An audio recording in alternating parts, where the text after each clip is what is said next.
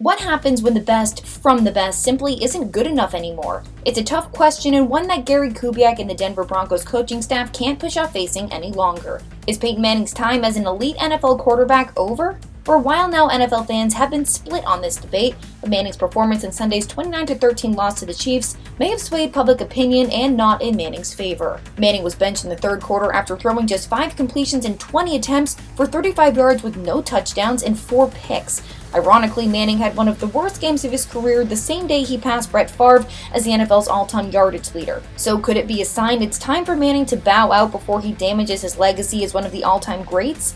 Well, we're not sure, but what could be a sign is the fact that Manning's body is giving out on him. On Monday, Kubiak gave Manning's partially torn plantar fascia in his left heel as a reason for starting Brock Osweiler in Sunday's game against the Bears. But the foot is just the latest on a long list of injuries. Since the beginning, Manning has always said he plays because he loves it. Practices, meetings, games, he loves all of it, and he plays to help his team win.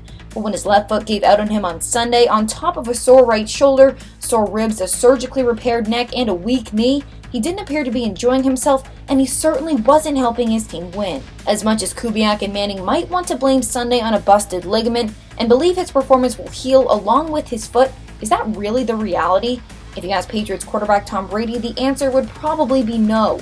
On November 1st, 2014, Brady famously wrote to a friend via email, quote, "I've got another 7 or 8 years. He has 2. Now, Manning was bad at the end of last season, even he won't deny that. But this season, he's been even worse. From the overthrows and bad reads into obvious cover traps, it's clear that his mind is telling him to do things his body can no longer execute. But making the decision to walk away from the game that has defined your very existence is never an easy thing, but being the one to make that decision for a player is even more difficult, and is one Kubiak will have to seriously consider when Manning declares himself healthy and ready to return."